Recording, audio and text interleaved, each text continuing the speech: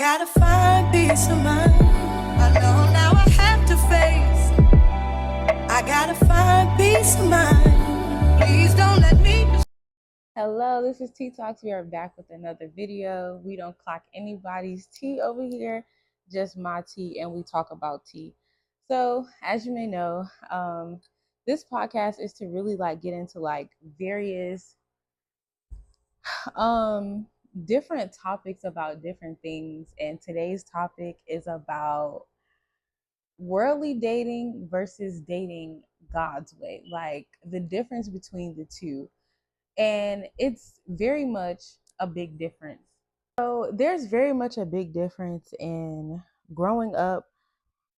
I wasn't taught how to date and like the do's and don'ts. All I was taught was growing up, all I heard was ain't no man gonna want you if you don't do this. Ain't no man gonna want you if you don't clean up behind yourself. Ain't no man gonna. So we were taught more of the due diligences of cleaning and cooking for a man, or serving, or how to keep ourselves up, but not the logistics of how to keep a man or how to have a healthy marriage. Or I wasn't really shown like healthy relationships growing up. So that played a part into my life, growing up. Because, when you grow up, you want to date and you like boys and girls and you're just curious. Before we get deep into that, we got to sip our tea.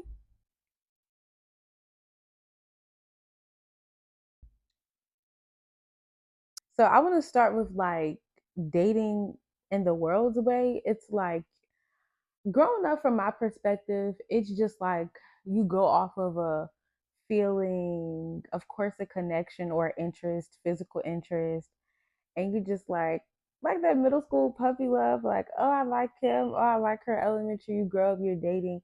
It's off of feelings, but you don't really know what you're doing. You just know you like a person or you think that you love them, but you're not really taught what love is. So you're just doing it and you think that you're in love, all the way up until you realize, like, oh, this isn't love. But the world's view and way of dating and the hookup culture now is very screwed. It's just like, how do I even put this into play? It's more like, I'm going off a connection, a vibe, a feeling, um, or just opening yourself up to anybody, or just really just going for it. Like the young culture, and I've even been in it, it's just like I just went for it. Like talking to certain people, oh, I think you look good, I want to talk to you. Like, but I'm not aiming for nothing or any longevity or seeing like, why do I really want to be with this person? So it's like I'm either just hooking up with you, vibing with you, or whatever, but I'm not really having any stable longevity in this relationship. And even when, going out on dates, it's just everything was just so broad. Like it's like in today's society and in our generation, we're just kind of just being dumb. We are being dumb, and we're not really seeking for we're seeking for a love, but we're going about it the wrong way. And it's like, in order to have healthy relationships, in order to find your one, you have to be in one with yourself. Like, and I feel like that's the problem of why I had bad relationships, because I never healed from childhood trauma. I never healed. I never got to know myself. I never built that foundation with myself and that solitude with myself where I was really okay with me. To whatever is for me, it will attract, because I was always seeking and seeking and seeking. And I think that's a failure in most of our women as well, because we're just seeking. Like in the Bible, it says, he who finds a wife finds a good thing. And we are wives before we become actual wives. But that comes with the dating of God's way. But I'm a incorporate the two in a way you can understand it. But it's like it's like in the world, we are just aiming at anything. Is he purpose driven? Does he think? Is he a problem solver? Does he use his mental? Does he know how to help you in difficult situations? Or are you just like, oh, this looks good, so I'm gonna just settle for it? Nasty attitude, rip and run the streets. If he ain't ripping and running the streets, he could be an athlete that's into a whole lot of women, don't like to settle, treating you like crap. If he's not an athlete, he a breadwinner, he make money, but he's selfish. He ain't giving you nothing. And if he is one of the ones that trick off, he got a lot of people with him. Like, what are you settling for? Ask yourself that. Like, I've had to ask myself, like, what am I settling for, or why am I settling for this? Like, we got to know our worth as men and women before we even date, and that's the error in time now, that the logistics of it all honestly is just, that's what's going on. It's just like, and what's being promoted a lot is being with many different people. Like, your body is sacred, and I'm not saying this as if I've never done it. I'm saying this off of experience. Like, being with any and everybody, letting them into you, taking on, pouring their energy and their mentality and their personality, messing up your hygiene, that stuff is crazy, but it's important to like keep your temple, which is your mental as well, intact. When you're sleeping with many different people and you think, oh girl, I just had him last week, or and I'm on with the new dude, I'm talking to this other dude, where do you have time to really sit with yourself and learn you? You are now taking on the personality of all these different men that you're sleeping with. Because when you sleep, and even just emotionally soul tying yourself to someone, you're becoming one with their mental, their mind, their way of thinking, their spirits, their demons, whatever they're fighting. So it's like, you want to be careful who you let have access to your body, your mental, your even your conversations. Like, energy is deep, and portals are deep. Like, when you open yourself up to people, that stuff is deep. People can channel through your energy and everything. Like, that stuff is deep. So I would say go for the man that is work driven, a healthy communicator, someone that really changes you, and not just like, oh, I think that he made me. Did you make yourself want to do better, or did he make you want to do better? Like, genuinely, like, is this person inspiring you to change and be a higher you? Is this person pushing you to do better? But that's the culture's way of dating, is just, do he got, yeah, let's get into that. Clock that T. It's always, do he got money? Is he cutting that check? You hear that talk? Is he cutting that check? Do he got money? Even the music is influencing the dating culture. If he ain't tricking, if he ain't got money, run his pockets, we outside. Then the men is FBs, and then it's, use them, disuse them, kick them to the side. It's like, we're going at war. We're at war with each other, and how are we gonna populate healthy, like create a healthy generation, when we are steady deteriorating ourselves, but we're letting the world influence us in our dating life and in this culture, due to the music, the influences. Like, the industry is a big influence, and it influences us to really tear our generation apart and down. How are men and women fighting against each other when we are used to multiply the earth?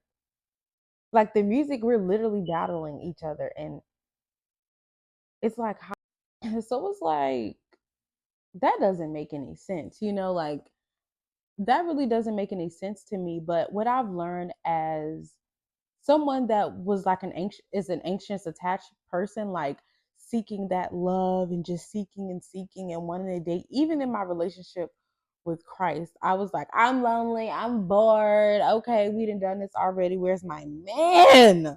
Where's my husband? Where's my relationship? Girl, God, I was just in the beginning, like I haven't even healed yet. But God showed me, like, when you're dating a person, you have to be patient before you even think about dating someone. And no one wants to hear this because I don't and I didn't. Nobody wants to hear you need to sit with yourself, you need to heal. I've even seen posts like, it don't take that long to heal, on to the next. Oh baby, all right then. We'll see how your mental continues to be. We'll see how your relationships continue to be. We'll see how the longevity of your relationship continues to be and how toxic it will be unless you two are able to cope with each other in toxicity. Because some people like toxicity because that's what they're used to. Hey, to each his own. But if you're someone who genuinely wants to better yourself and have a long, stable relationship and make it to marriage, this is the video. You want to be able to be patient in your relationship before you even get to courting and dating and going out. Like, be the person's friend. And that's the part that I wanted. I genuinely wanted, but I was in a season where I was very impatient. And I'm like, hold on. I actually prayed, like, God, I want my significant other to be like my friend and my brother in Christ before we get married or before we have even really date for real. And it's like, I skipped all past that. I'm like, where's the man? Where's the love? Where's the affection? Where's the dates? Because after waiting so long, it just kind of flew out the window. Like, I forgot everything about all that. I'm just like, I don't care. I'm getting impatient.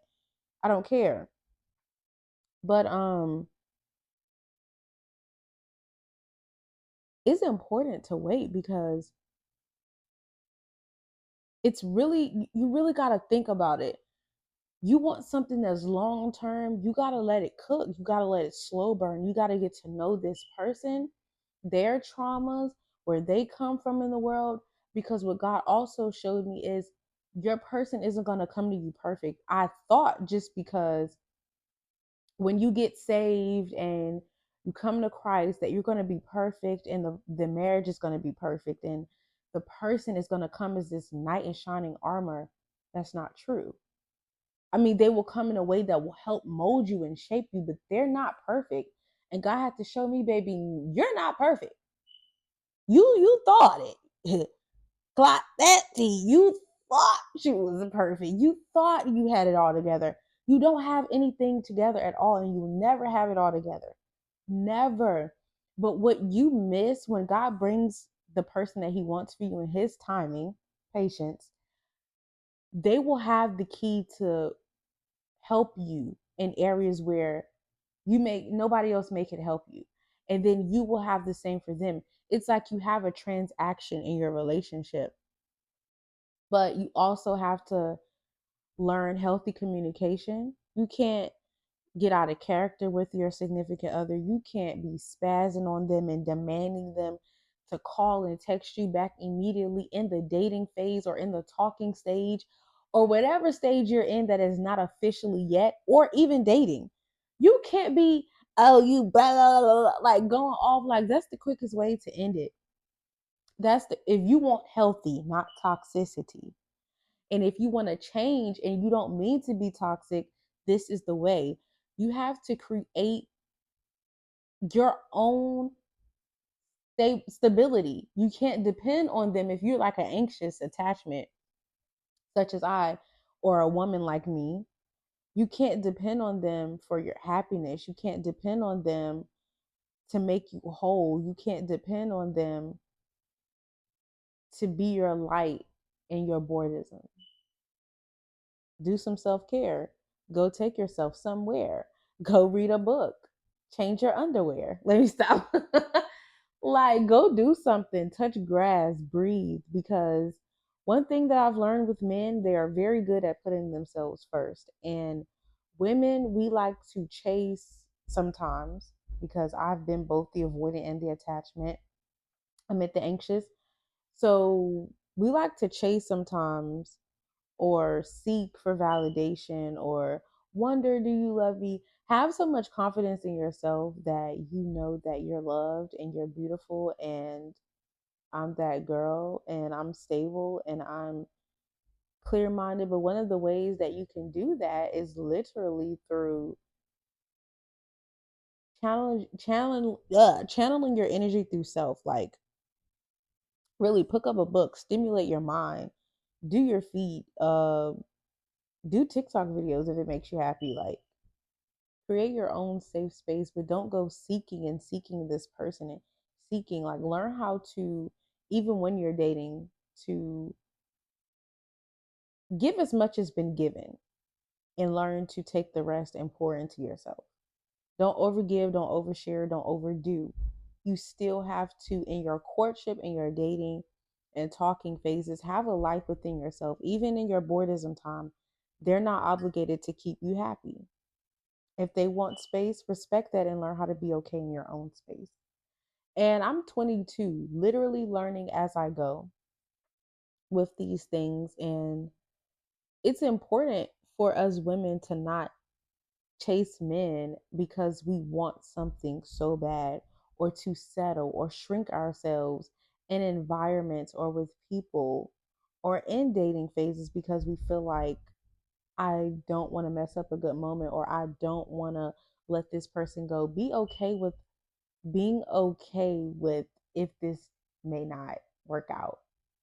Like, just kind of be okay with that. So yeah, please, like, during this time, or if you like, seek God. And if you feel like you are too impatient to wait, God will make you out of an example. Okay, He might just give it to you and show you why you weren't ready for it, or show you, but in the middle, like in the midst of it, like, grace you. I don't know. But I definitely say, like, the pros and cons of it. Um, I don't know. My experience, I'm not going to say that dating is beautiful. I don't believe in talking to a lot of people just to find the one, and that was my downfall. I believe that we should truly build our solitude within ourselves and God in our relationships, but I felt like that was so cliche and I wanted it to come quickly, only to realize when you want marriage or you want something learned term, long term, that comes with a lot, and that is a lot. So you really have to be patient. You can't, this is speaking to me right now. Like, do you not know now that I'm in my season to be prepared? I'm really like looking like, oh, that's a lifetime commitment. Am I ready? Like, it's a lot. That is a lot. That's beyond my comprehension. It's not just, oh, get a ring and we get a room, or we go on this vacation and then happily ever after. No, you have to make sure you locked in. But I would say very much incorporate God in your relationship. Have a foundation that's built on Christ so that it can last. And you'll know the real meaning of love, not just, oh, I think I like this person because we connect over this or they make me laugh. That's so stupid. Like, that's so kiddyish.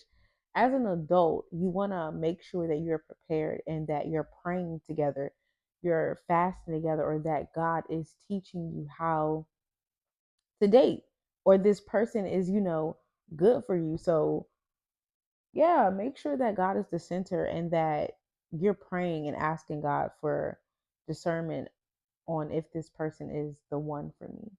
So that is just a brief tea talk of dating God's way and dating of the world's way, and the do's and don'ts as you date. So I love you guys, and I hope you enjoyed this tea talk video. I'll see you guys next time. He says it's impossible.